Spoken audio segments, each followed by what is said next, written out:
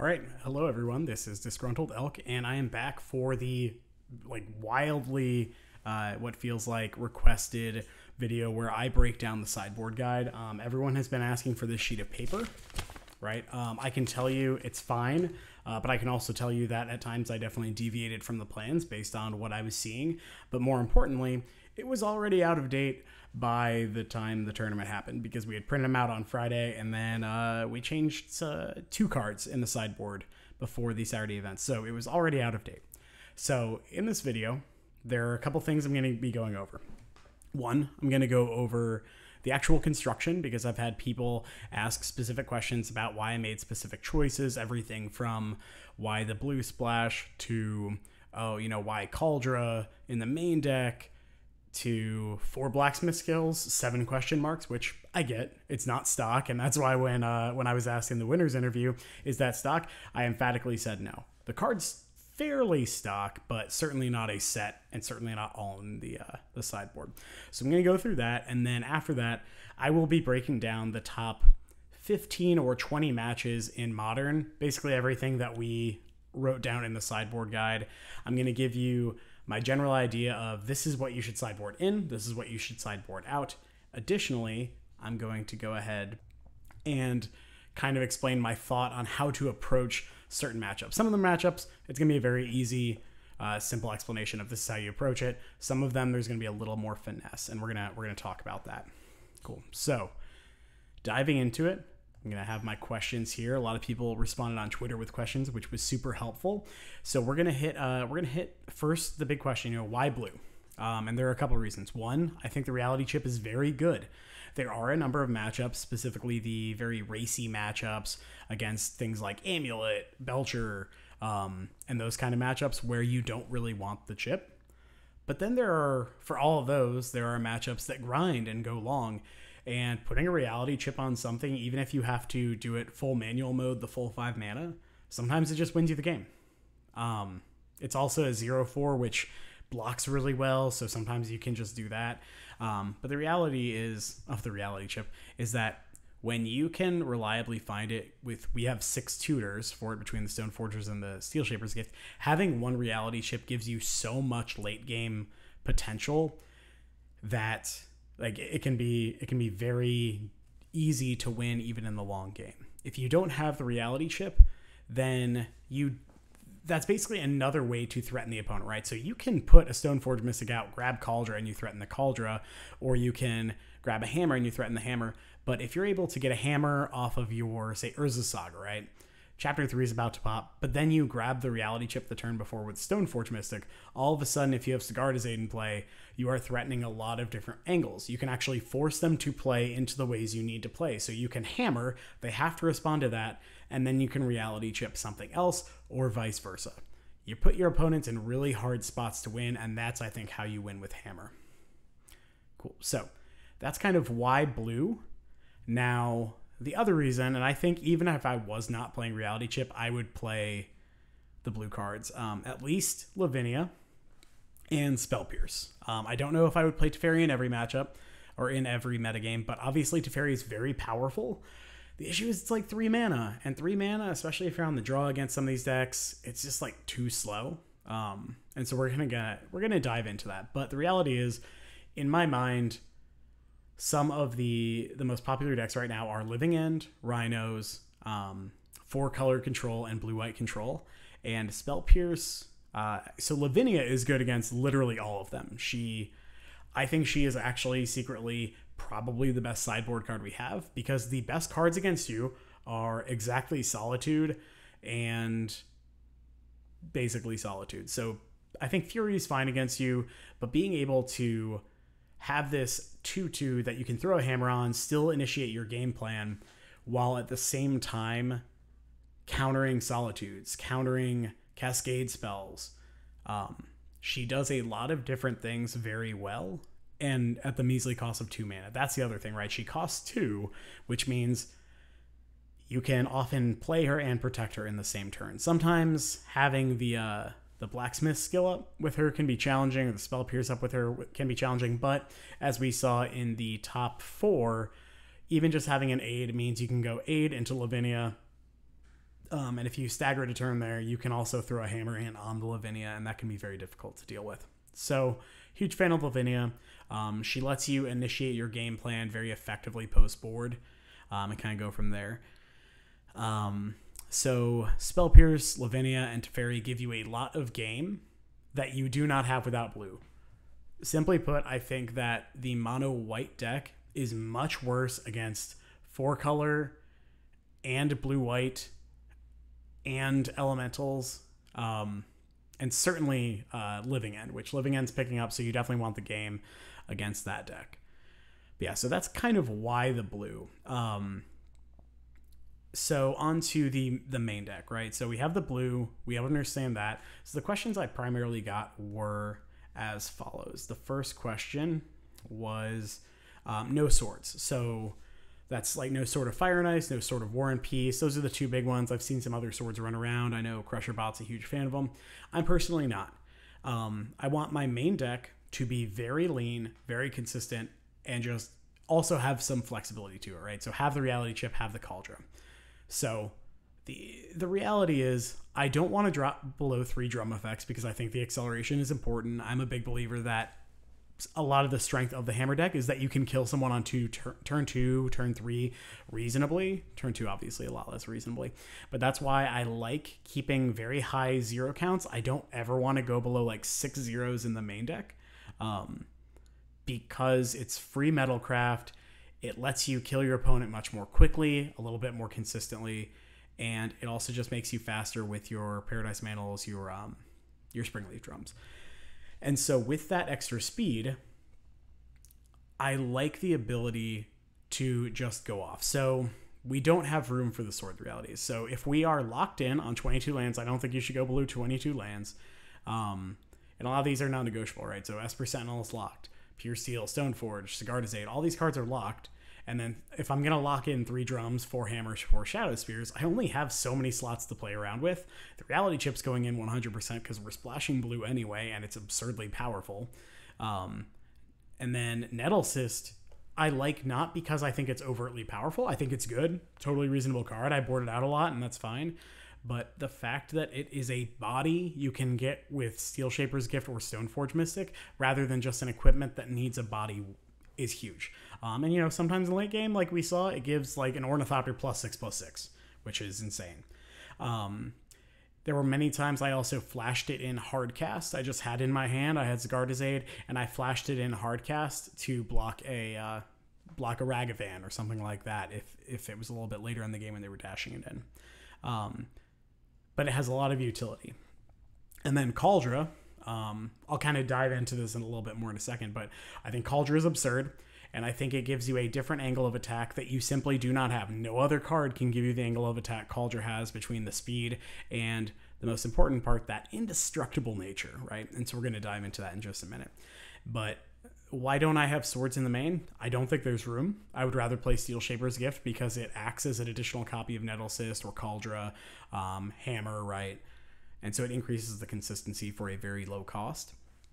But I don't have it in the board because I don't think it's more high impact, even though, you know, Red-White Sword is good against, you know, blue-white control and 4-color control, mid-range, money pile, whatever you want to call it.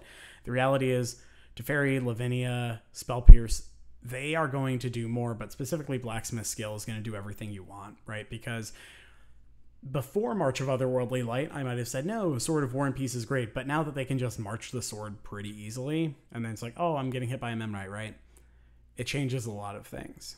Also, sometimes giving pro-white can be really awkward because you can't Sigarda's Aid onto it, the creature, because it has protection from white, so you can't target it with the Sigarda's Aid trigger. So it can lead to some awkward moments, but the main reason is I just don't think it's quite as good as the other options. And it's that simple. So, Cauldron. And y'all can actually go back a couple videos. You can go back a couple videos and actually look, because, you know, it's from 5 months ago or whatever. You can see that I was winning with Cauldron before Lurrus was banned. So I always knew this card was very good. But a lot of people don't like it simply because I think Jarvis talked about it in the finals. Yeah, it was the finals where you play Stoneforge, you get the Cauldron, and then they're like, okay, I killed the Stoneforge, which is true. And sometimes you do get Cauldron Standard in your hand. But then for every time that happens, there are games where you go, Giver, Stoneforge. They now have to kill Giver and they have to kill the Stoneforge, so you put them to the test to have 2 removal spells. And if they don't, they get Cauldron. And a lot of decks, any deck without white mana in it, basically, can't beat Cauldron. Obviously, Archmage Charm is obnoxious, but we have ways to beat Archmage Charm. You can play Pure Steel Paladin and move the Cauldron, and you're in good shape. But the reality is, you board it out against Archmage Charm, or you just don't fetch it. That is the other reason I like Steel Shaper's Gift.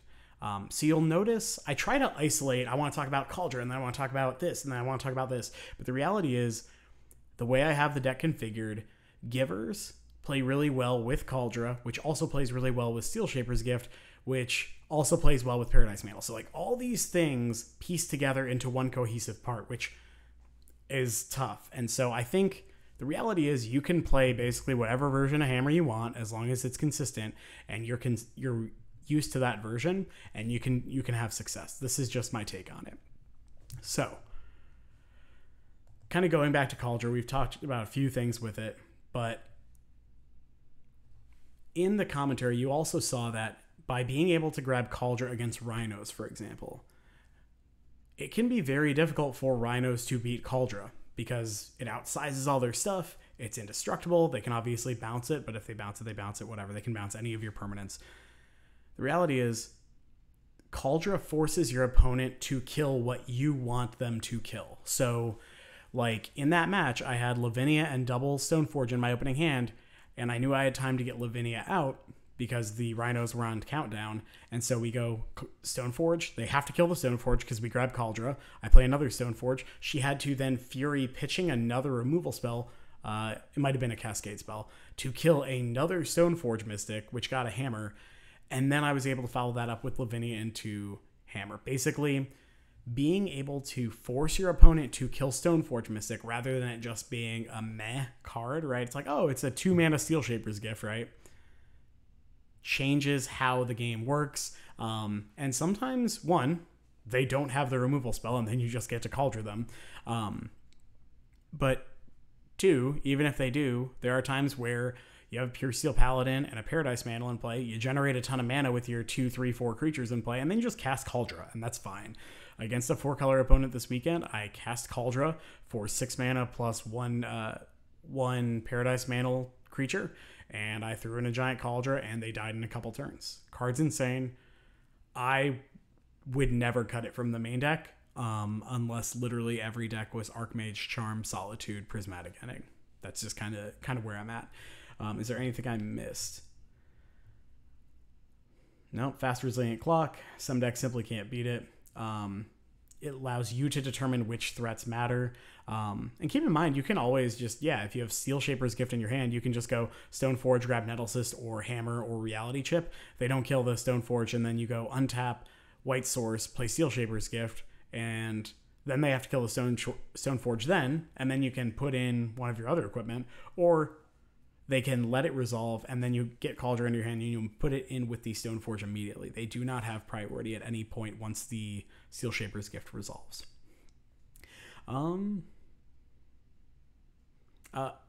That's the other piece. So against the mirror match, Cauldron is actually bonkers. If the game ever goes longer than a few turns, and you kind of both have hammers and shadow spears and a bunch of crap going, Cauldron is the thing that can end the game because it's really hard to kill. That first strike exile clause beats literally everything but an opposing Cauldron, and so things just get real weird. It's an absurdly powerful card, and I would never cut it because it's good in so many matchups. Some people like to play in the board. I think if you aren't mainboarding the Cauldron, I don't think you put it in the 75 at all because there isn't any matchup except for maybe the Mirror and maybe Amulet where I really want this card, but I wouldn't want it in the main. I think you just play in the main, call it a day. Paradise Mantle over the third drum. So I actually tweeted because there was a streamer who got wrecked by Paradise Mantle. So it is flash mana off of Sigardizade. So if you go Sigardizade, then all of a sudden the Ornithopter you played on turn 1, you can flash in the Paradise Mantle to let that Ornithopter, assuming it's, you know, summoning, add mana of any color. So it is surprise mana. It is a draw off Pure Steel Paladin. If you have Pure Steel Paladin, Mantle, and Metalcraft, Lord help your opponent, because the Paradise Mantle then gets an equip cost of 0. So every creature that is not summoning sick, you can move the Paradise Mantle between them, tap them for mana, and then do whatever you want with it. So if you have the Reality Chip attached to a creature and Pure Steel Paladin and Paradise Mantle, then you can just generate a ton of mana. You can play a bunch of stuff off the top. Because oftentimes it is just as good as a Drum on turn 1. I would usually rather have Drum on turn 1, but I don't think it's that much worse. I think in our heads we kind of overrate how much worse it is than Drum. You're fine with it on turn 1, but after turn 2, it is so much more powerful, it's not even funny. Additionally, it is a white source or a blue source that you can Steel Shaper's Gift for. So game 1, say they get you under a Blood Moon, you only have a single white, you can grab a Paradise Mantle.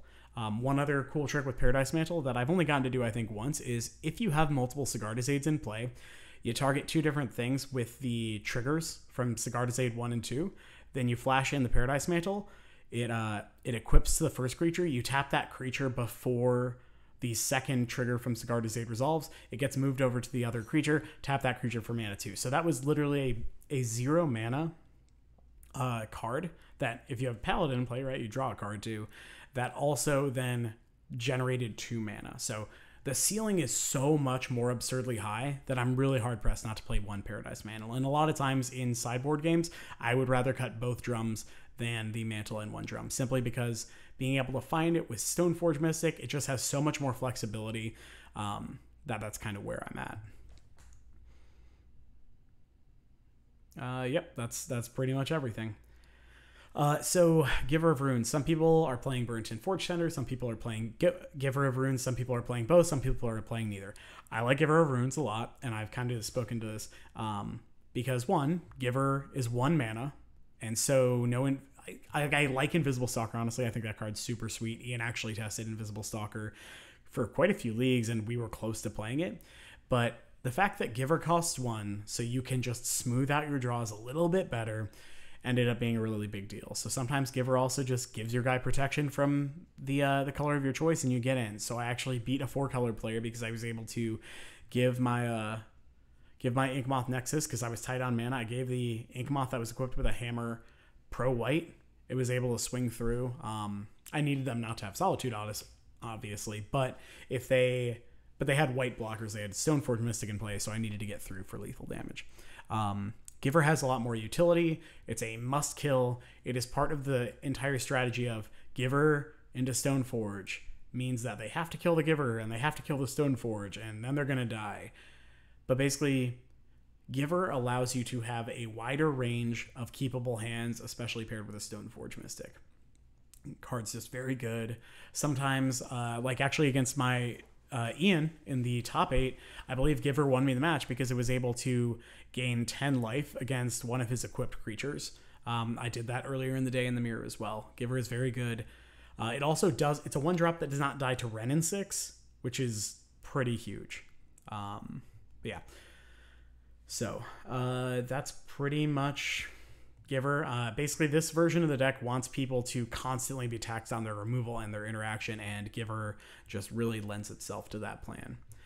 Steel Shaper's Gift is fantastic in the main. Oftentimes, I'll side 1 or 2 out.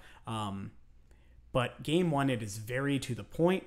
You get exactly what you want every time. You kill the opponent, you call it a day. Against decks like Burn, or a deck where you want very specific equipment, so against Amulet where you want Cauldra, or Burn where you want Shadow Spear, or any match where you want extra copies of Hammer because you just need to kill them very quickly, Steel Shaper's Grift is great. Not Grift. It's a gift, not a grift. And then the other question I had is why so many zeros? I actually had a question of why so many zeros and also why only 6 zeros. The reality is I would love to have 8 zeros in the deck, but I think you need a little bit more like card quality now that you don't have Lurrus. I don't have Burnt-in Forge Tender because I think it's really slow. I think it's fine in an online metagame because the reality is online metagame is more narrow. Regardless of what anyone tells you, people will show up and play weird stuff in paper, which is fine because weird stuff is sweet and it's a lot of what makes Modern great. But it's pretty slow. It doesn't help your artifact count, so sometimes you don't have Metalcraft. And if you're not playing against a red deck, then you're not happy, right? Like, you're just not. So that's kind of why I don't have the Burnt and Forge Tenders. Why the 3-3 split? I think sometimes Mimnight's better and sometimes Ornithopter's better, and I think those times are about 50-50. And also, I think 3-3 looks better on the deck list than 4-2. I don't think it makes a huge difference, if we're being completely honest. So I didn't worry about it. Cool. So the sideboard. This is the card that everyone asks about. Blacksmith skill, 4 blacksmith skill. This card's busted, and it's absurd. It protects everything you want. Some people have approached me and said, oh, why not also splash black for Thoughtseize? One, I think your mana is just a little too rough at that point. I think you're taking a little too much damage if you're doing the canopy lands and the fetch lands and the shock lands, and you're trying to maximize your ability to have both blue and black. I obviously think blue gets you more, which is what we've touched base on. And Blacksmith's skill it's just better than Thoughtseize 90% of the time, it feels like, because what this deck is so powerful because it's so much more efficient than almost any other deck in the format. All of a sudden, they try to Solitude you. They pitch, say, another Solitude. You have Blacksmith skill. You blow them out. The game's over. On camera, we saw at least 2 instances where Blacksmith skill just blew out my opponent, made the game very difficult for them to win, and go from there. And we're kind of go over what matchups we don't board in for Blacksmith skills, and they're kind of few and far between because pre-board, I don't like them because sometimes they'll be dead, and I don't think this deck can really afford to have dead cards. But post-board, they're always good. Almost. And if they're not, you don't board them in. They're absurd. They're the best counterspell you can possibly play. It protects every permanent. Every permanent. Like, oh, I need to protect my Urza Saga from Spreading Seas, or March. I need to protect my Sigardizade. I need to protect my Memnite. I need to protect my Hammer. Whatever you need to protect, you now have Blacksmith skill. And we're going to get to the strategies on these specific matchups, and it'll be more and more evident why, just play 4 Blacksmith skill. The card's absurd. I could see a world where you went down to 3, but a lot of times in the matchups where you want it, you're fine drawing 2 anyway. So March of Otherworldly Light, this is mostly for the mirror match, but it's also good against things like Yawgmoth, and sometimes blue-red, not Delver, Murktide. And so it's just a really flexible card. It can come in a lot of matchups, so it's pretty good. Pithing Needle. Pithing Needle and Relic of Progenitus are kind of in the same boat where they aren't always good, but I like having access to them in the 75 because obviously if you board in one with the Urza Sagas, you actually have 5 copies of them. So there's that. I did have some people ask why the split on fetch lands. It's because I have the old border fetch lands, and I think you should play 7 fetch lands. And I kind of like the old Windswept Heath art more than the old Flooded Strand art. You can play whatever fetches you want. If you want to be truly optimized, and you want to play 7 fetches, you should play 2, 2, 2, and 1 of your choice. But it doesn't matter because if they are needling your fetch lands, then you were going to lose that game anyway. Fetch in response to Urza Saga. That's the takeaway. Spell Pierce is kind of like Blacksmith skill, but it is better against decks like Burn and Cascade decks, usually. There is one exception to that, but it's also pretty good in the mirror. So we're going to kind of see that when we go to that plan. Lavinia, we've kind of covered her already. She's absurd against every card that's really good against you. And then Teferi Time Raveler, this card feels like cheating. This card's stupid. I hate it, but it also kind of does everything we want, and it makes it very difficult for the opponent to win. Because if you play Teferi and they don't immediately kill the Teferi, you can probably just kill them the following turn if you have the pieces. And if you don't, he can draw a card, buy you the pieces. So that's kind of where we're at. Give me just a second, and we will pull up the actual matchups and go through them one at a time. All right, so we are going to go through a bunch of archetypes now and say, all right, what's your role in the matchup? Spoiler, it's basically always beatdown. But 2, what cards do I like to bring in? What cards don't I like? What do I like to cut? And then kind of go from there.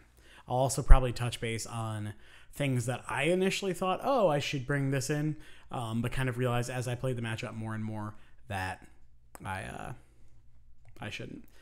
So before we dive into Murktide Regent, there is one additional thing that I wanted to touch base on, and that is it's basically the lack of Sanctifier in Vec. The truth is, you don't need this card. I think Blue-Red Murktide is quite favorable for Hammer. Obviously, they can win. They have draws that win. But in my experience, you can absolutely just demolish them. Game 1, if you get a Hammer on a creature, ideally you want to put a Hammer on a 2-drop so they can't Archmage Charm it. But they're just probably going to die to that. Play aggressively. Force them to try to kill all of your threats, and then go from there. I don't think you need Sanctifier in Vec because you are more efficient than them, especially if you keep their Ragavans from hitting you. Cool. So now that we've covered that last card, that's kind of where I'm on the take. Play really tight, and you don't need Sanctifier in Vec. If you want to cut some cards from the sideboard for it, you absolutely can. So first up, we have Murktide. This is going to be real simple, real simple. You're going to bring in the 4 Blacksmith skills and the Relic. Yes, they always have EE. That's fine. I don't like bringing in Needle because 1, it's dead against basically everything in their deck except EE. And 2, if you're bringing in the 4 Blacksmith skills, then that means you can often protect the combo. So there were spots where they had EE on 1 and they had to tap out to do it. So they did something and they played EE on 1, or they left up 2 mana, right? So EE is a very mana inefficient card for its flexibility. So they play EE on 1. I have Sigarde's Aid, let's say, in play, and we have a threat in play.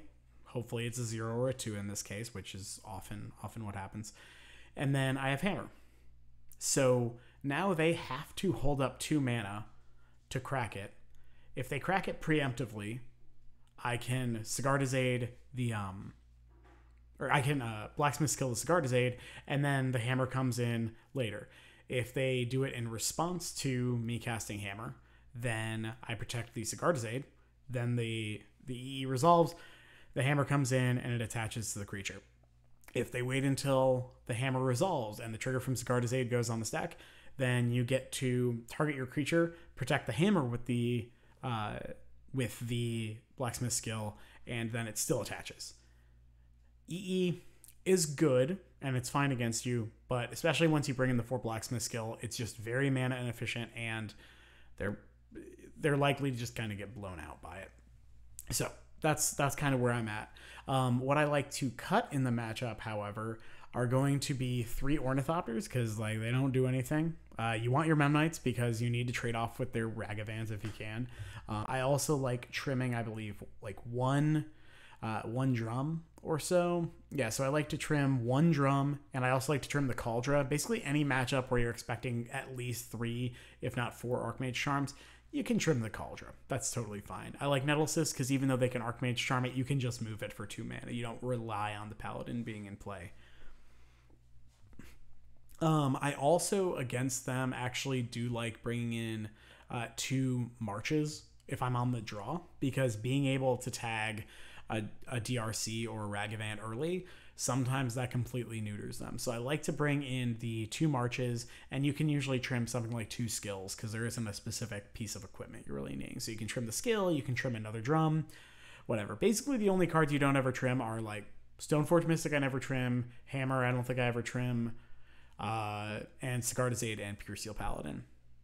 And I don't usually like to go below 3 0-drops, but other than that, you have a lot of flexibility in the deck. So yeah, that's how I like to board in the Blue-Red Murktide matchup. So moving on, let's do the mirror, right? So the mirror, Ian and I talked a lot about this because it's a weird matchup. I like to bring in the 2 March of Otherworldly Light. I like to bring in the Pithing Needle. It's awkward, but being the one who controls the needle is a really big deal. If there's a board state where they have Paladin and you have Aid, then you can needle a hammer and you're fine with that. If they get a late Urza Saga, but you have an early Urza Saga, then you can stop their Saga from getting constructs, which can be the end. If you already have your Shadow Spear on something big and they don't, then you can name Shadow Spear. It has a lot of utility. It's an artifact, so it does pump your constructs, builds Metalcraft. It plays with the rest of your deck really well, and sometimes it does what you need. And Spell Pierce. Spell Pierce is basically negate in this matchup, and a lot of times they will cast Hammer. You can counter the Hammer or the Shadow Spear, which we actually saw in the top 8 in the mirror match. And so I like to usually trim in the mirror. I like to trim the Nettle Cyst because it's slow and it kind of sucks. I also like to trim so we're bringing in 5 cards. I like to usually on the play cut some Memnites, usually all of them. We leave in Ornithopter because you got to stop the Ink Moth kills early. And then you can also trim like a drum or a gift or anything like that, right?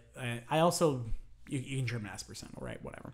On the draw, however, I do like cutting all the Esper Sentinels, and you can leave one if you want, and then you just trim like the Nettle Cyst still, because it still kind of sucks. It's expensive and clunky, and it gets outsized by everything very easily. And then you can trim a Steel Shaver's Gift as well. It's fine. It's pretty flexible, and you go from there. So, and then let's do Grixis Death Shadow next. See if I can find a. Yeah, cool. So against Grixis Death Shadow, very similar to the Murktide matchup, and by very similar I mean it's the exact same thing. The only difference is against them, and this is kind of a weird list. I'm going to assume this is not the stock list. I'm going to assume the normal list is still playing Ragavan. You're going to board the exact same. Just the skills, and probably... you probably actually don't bring in Relic unless you've seen Murktide and Gurmag. You probably bring in like a Spell Pierce in that spot instead, and you just call it a day. Yeah. The matchup plays almost identically.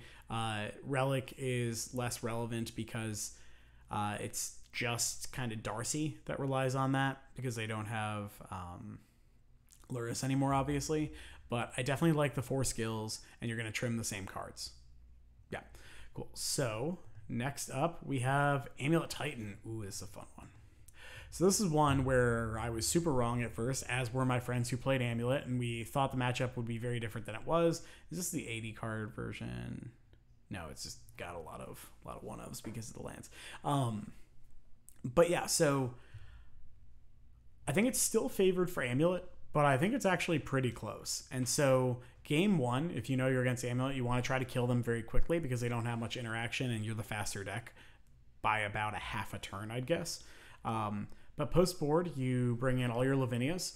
And originally I thought Lavinia was fine, so I had 2 of her, and then I played against Titan. I was like, oh, this card's insane. So if they're playing Turn Timber Symbiosis, they're not casting that, right? Because remember, Lavinia has 2 lines of text, not just the counter free spells. So each opponent can't cast non-creature spells with converted mana cost greater than the number of lands that player controls. So even if, say for example, they have 7 mana to pay for Terran Timber, or most often 4 mana to pay for Force of Vigor, if they do not also have that number of lands, so 4 and 7 respectively, they can't cast it. You can't cast it at all. It doesn't get countered. They can't cast it, so you can just let them know to put it back in your hand and kind of go from there. And then, of course, the second line of her text is, whenever an opponent casts a spell, if no mana was spent, counter that spell. So that means, yes, they have their 4 Titans that they can absolutely just draw and play, but Summoner's Pact gets countered, and the T-Wests that they play to get their Summoner's Pact to get their Titan also don't do that. And so usually the game's over when that happens. So I like Lavinias. I like skills because protecting your Lavinia is super big. A lot of times they will board into a more controlling deck. And so having So having access to fight against their Force of Vigors and their EEs and their Bosejus, remember, because you can blacksmith skill through a Boseju, is really big game. I also like the 2 marches against them a lot because on the draw you can tag an Urza Saga, or if you're willing to pitch a card, you can tag an Amulet as well. I think it's really important. It can also, if you have a lot of mana or the game got real weird, you can hit a Titan with it, but most importantly, you can also hit their Dryad of the Elysian Grove. So, Lavinia is great in the matchup. Blacksmith still is good because it protects Lavinia. But the real way, and I think the best way to fight Titan, is actually good old boy, or I don't know, it's a robot, Kaldra. Kaldra is the best way to fight Titan because they can't beat it. They can dismember it if they bring those in, but then that puts their life under more stressful total. Kaldra is almost impossible for them to kill, and it blocks Titan. Like, Titan's never actually going to deal damage to you because you just block and exile the Titan before anything happens. The only way they can then kill you is with Valakut triggers. And the reality is, if you have Kaldra in play, they're probably not killing you with Valakut triggers. You're probably going to be able to get through. So in this matchup, because they don't have a lot of spot removal, I like to cut the Givers. The Blacksmith skills are important because they can actually... They're quicker protection, right? They're a little bit more efficient, and they can protect your sagas and your other cards from like a hammer from Boseju, things like that. I also like cutting the Sentinels because they don't do anything. You play a 1/1, even if you draw a card, who cares? Cut the Esper Sentinels in the matchup. I think they're quite bad. 3 Givers. I also like cutting the Cyst and the Chip, and you'll find a lot of times when there's a combo matchup, Cyst is usually the first thing to go, so Nettle Cyst can get out, and then the second part, Chip sometimes is the card to go. In this matchup, because there's no world in which this matchup goes long, really, I like cutting Chip. I like keeping Chip in the Hammer Mirror because sometimes the matchup does get kind of grindy and board stally, and so Chip can let you go over the top of that. Moving on to, let's see what we got next. Let's actually hit... Let me see if I can find a burn deck real quick. All right, so against burn, this is a tight matchup. It's close, but I think Hammer's certainly favored. It's like whoever wins the die roll is usually favored, and Hammer is just much more favored because 1, you immediately know they're on burn, and 2, Hammer plus Shadow Spear ends the game on the spot in game 1 usually. And so against them, what I usually like to do, make sure the recording's actually working. Yep. Against burn specifically, what I like to do is I like to bring in the 2 marches because sometimes you need to tag an Eidolon, sometimes you need to tag one of their early creatures. But fun fact, if you can overpay for it and pitch like a white card, you then get to exile the Eidolon if X is 3 or greater because it's 4 total mana. You don't take damage and you get to eat their dude. So I like bringing the 2 marches. I only like to bring in 2 skills here, and it's only because I also like to bring in the 2 Spell Pierces. I like to bring in the Spell Pierce because of this card.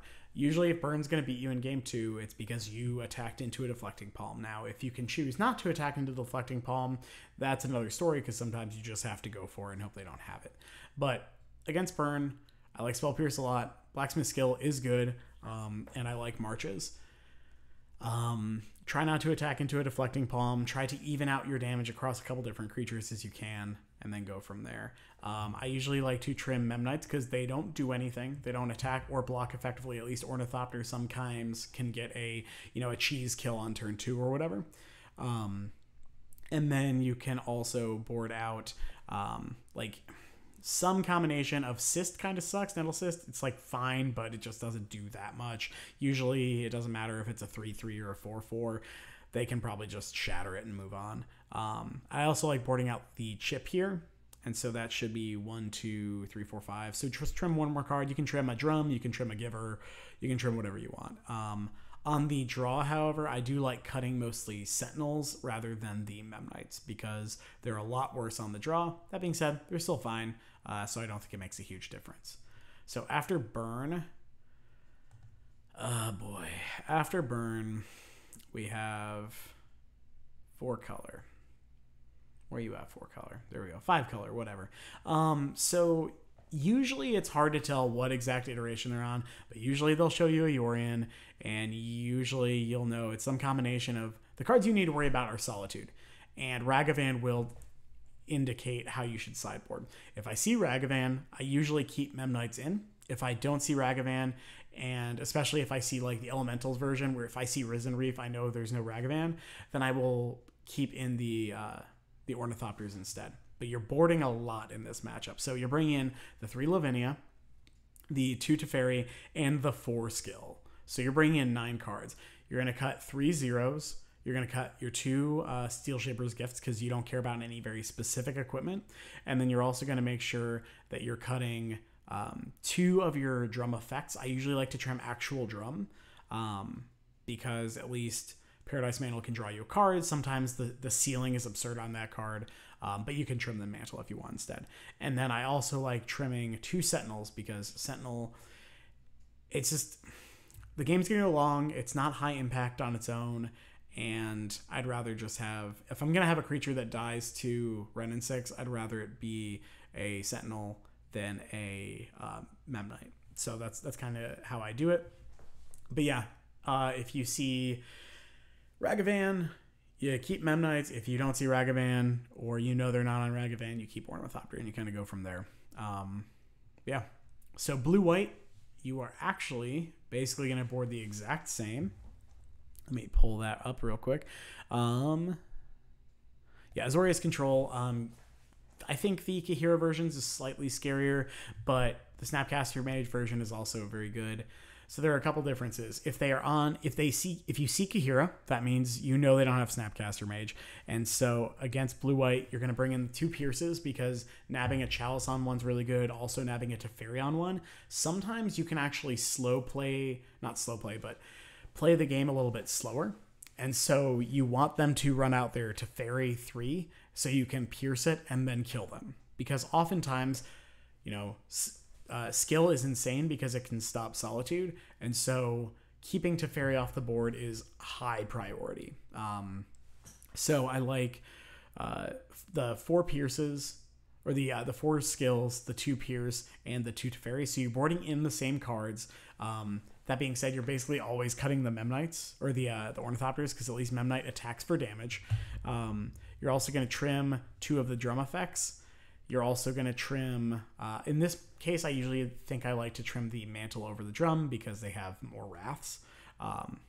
And then you will also trim the Spear because you do not need the Spear. You don't usually need the Lifelink or the Trample. And you board out the Cauldra and the 2 Gifts. You actually want to keep in the Sentinels because the Sentinels are much better against this deck because they're on much more like Opts, March of Otherworldly Light, things like that.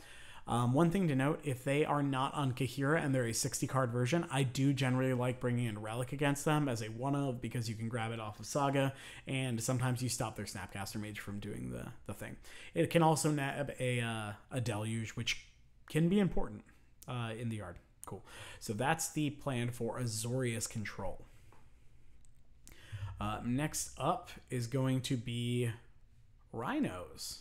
So this is one that I think a lot of people will misjudge. So this is kind of classic, whereas my opponent, Brittany, in the top 4 was playing a less traditional version with more Archmage Charm, Cryptic Command, which is super sweet. So you're going to board slightly different against these versions. So if you're against the quote-unquote stock version, which I wouldn't be surprised if that changed, but the current stock version, I like the 3 Lavinia and the 4 skill. You don't need Teferi because...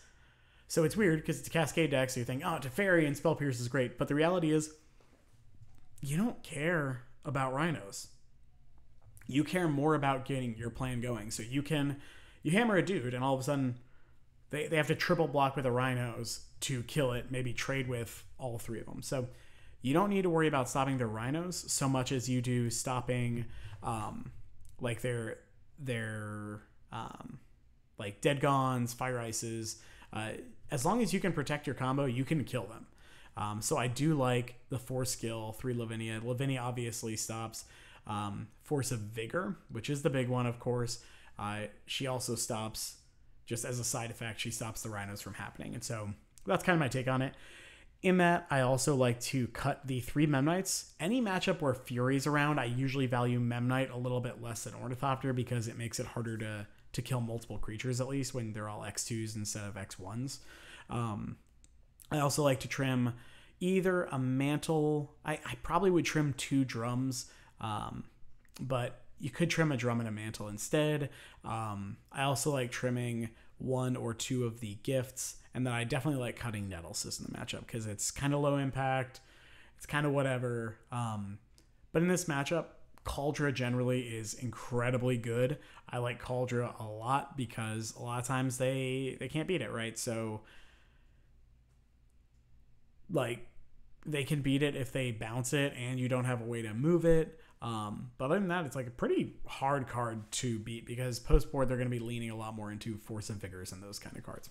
And so that's kind of where I'm at. If you are against the bluer heavy version where they're on Archmage Charm and things like that, then there is certainly something to be said. I think I still kept the Cauldra, but there is something to be said for bringing in the 2 Spell Pierces because being able to nab their counter magic, they're going to be playing more on the stack. I could see maybe boarding in 1 less skill and then kind of bringing in 1 to 2 Spell Pierce. This is actually what I was tanking on in that match during the sideboarding. I wasn't totally sure. So this is my best guess.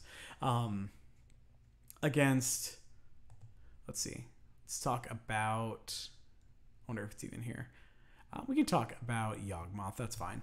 Yawgmoth can be a tough matchup. I think it's totally doable since we have Cauldra in the deck now, but real quick, the Needle's really good. I think the Marches are very good, and I think the skills are really good.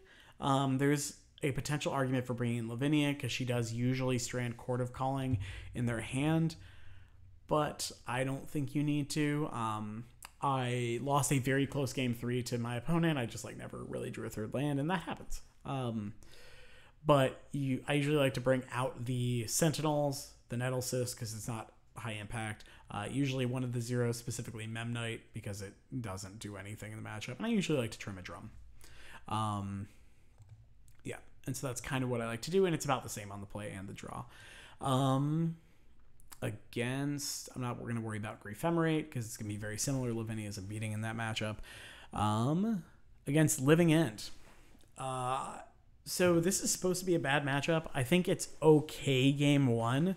I think they're probably slightly favored game 1. But game 2 and 3, I think you're very favored. Ian went 2-0 against the deck over the course of the event, which obviously small sample size. But so here's the thing. If you have Lavinia, their whole deck doesn't work. The whole deck.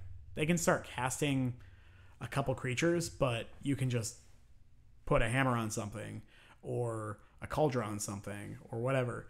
But the reality is, if you keep a Lavinia in play, they cannot win. That's it. So, because that's the plan, you're going to keep the Givers, you're going to bring in 4 skill, you're going to bring in 2 Pierce, you're going to bring in 3 Lavinia, and you're going to bring in 1 Relic. The joke is, when we wrote the sideboard guide, we didn't have Teferi, and I probably would bring in Teferi, but I'm not totally sure what I would cut. I think the Pierce is really important. Lavinias obviously are absurd. And the Relic's good and the skill's good. So I don't think you even need Teferi for this matchup. Teferi is much more for the blue-white, the Solitude decks. And so yeah, you board out the Sentinels in this matchup because it's poop soup. You board out the Mantle because you don't need the burst of mana. You bring out the 2 gifts because you don't care about specific equipment. And then you cut the Nettlecyst, the Chip, because you don't need the game to go long. You just play a Lavinia and the game's over. Additionally, Pierce can be very difficult for them to win through because you can often try to pressure them and have 1 or 2 pieces of interaction. Finally, you can cut the Cauldra as well, because you can beat them with leftovers once a Lavinia is in play.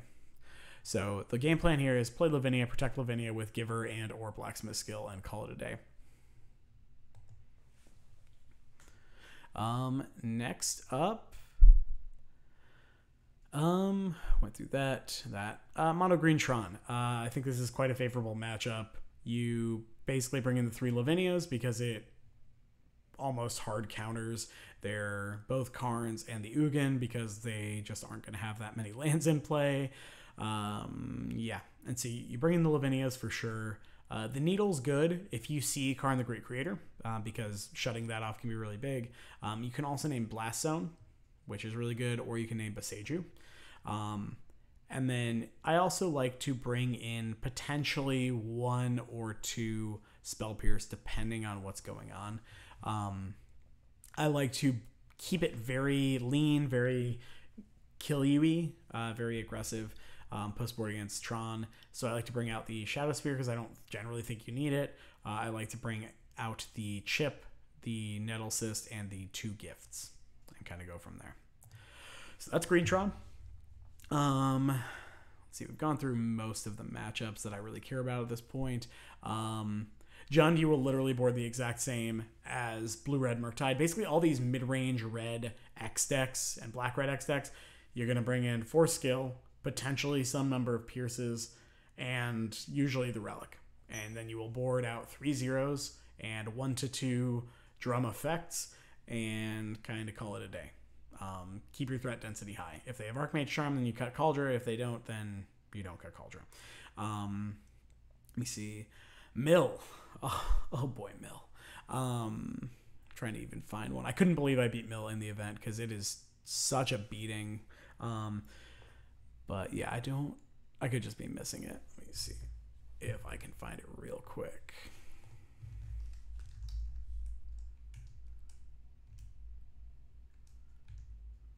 Yeah, okay.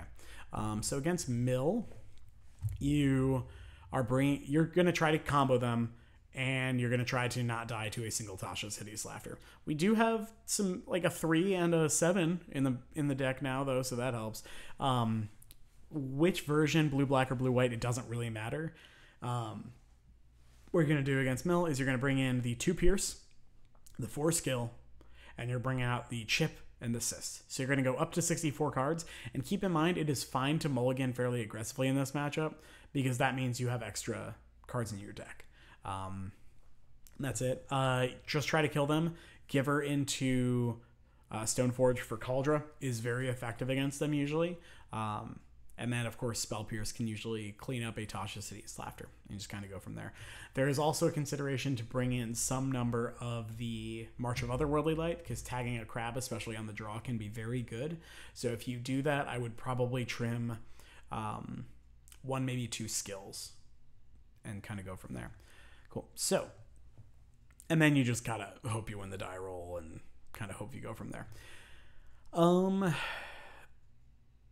me see. I'll cover Oops All Spells and Belcher. I'm not going to find them real quick. So Oops All Spells, you bring in Lavinia because it stops Force of Vigor. And yeah, that's mostly. It also stops them usually from casting like Reforge the Soul is more Belcher. But Lavinia is good against both Belcher and Oops. Against both of them, you bring in the Relic and the Needle because Oops, sometimes they can audible between decks, and so having the Relic is fine. And then Needle obviously is good because you can at least name half of the combo. Sometimes they have to play one, and you get to play your Needle, and then you win the game. But it's much more about having the fast clock and potentially just ways to kill them very quickly. Maybe a little bit of interaction in terms of Belcher, because you are going to bring in the Pierces against Belcher. I also like bringing in some skills against Belcher because they're usually going to have more actual interaction in the form of Force of Vigor, stuff like that. In both of those matchups, you're effectively going to cut, I believe, the same thing. So Cyst and Chip are both really bad. You can cut Esper Sentinel in both matchups because who cares if you draw a card, because they're just going to kill you. So the taxing effect doesn't really matter against a good Belcher or Oops All Spells player. And then you can also trim 2 gifts versus Belcher since you need to cut additional cards. Covered Living End already, Mill, Yawgmoth. 4-color Creativity. Fun fact, Blacksmith skill counters Creativity if they have one target or if you have multiple Blacksmith skills. So against 4-color Creativity, let me see if I can find that real quick. Yeah, so Indomitable Creativity. So we can get rid of that. So it's basically a control deck, right? And so that's how you should play against it. So against 4-color creativity, I like Blacksmith Skill a lot because, one, it stops them from killing your dudes. But two, if they creativity, all right, let's pull this up. If they creativity say one thing, right, because you're forcing them to go off earlier, they destroy they destroy one creature or artifact, and then for each one destroyed this way, they polymorph or whatever into, usually it's either Titan or there's nothing good. It's either Titan or Angel or that's Emrakul, right? So remember, it has to actually be destroyed. So if you cast Blacksmith Skill, which, fun fact, you can target any permanent, if you make their target indestructible, then it gets effectively indomitable creativity gets countered by game rules because it, just nothing was destroyed. So it's not countered by game rules, but it just doesn't get anything. And so that's good. So it's good both to protect your own combo and to interrupt theirs. Spell Pierce is also good because you don't want the game to go long. And then I usually I think the Teferis are quite good because against these control decks, being able to play Teferi means that they can't interact, you just kill them. And so what do we cut in the matchup? Very similar. You're going to cut Memnites usually because Renin 6. You cut a drum, you cut the 2 gifts, you cut assist, and then you can probably trim maybe one other drum effect because you do want to go down on air. Cool. Let's see. We are getting near the end.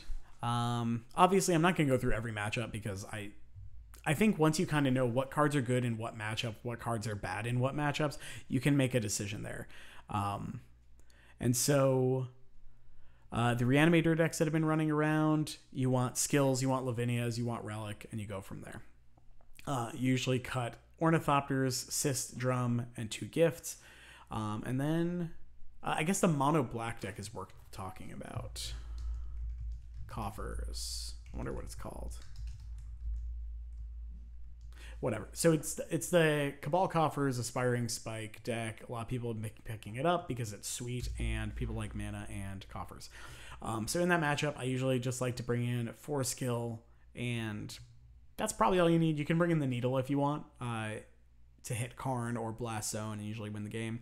And then you usually cut like the 3 givers because it's just a little slower than the skill. You cut 1 drum, you don't need the Shadow Spear, and you can cut probably an Esper Sentinel as well. Basically making your deck a little bit denser and going from there. We can touch on Alderazitron probably. And so Alderazitron, you're pretty good against. The only problem piece is that they have Chalice of the Void, which can kind of kill you. So you're going to bring out the 4 Sentinels. You're going to bring in the 2 March of Otherworldly Lights. And then I do also like bringing in the Needle potentially for Karn the Great Creator. And I like bringing in 1, maybe 2 Teferis because Chalice is that important to stop. Cool. Let me see. And I think after that, it's basically just... verify real quick. Yeah, after that, I'm just going to touch on the Underworld Breach deck a little bit, the Grinding Station deck. So this deck's sweet. I have not gotten to play the match more than like once or twice, so this is total guesswork, but I talked to my friend who plays quite a bit of it, and we came up with the plan of the Marches are very good because they can hit every piece of the combo and they exile, which is really important.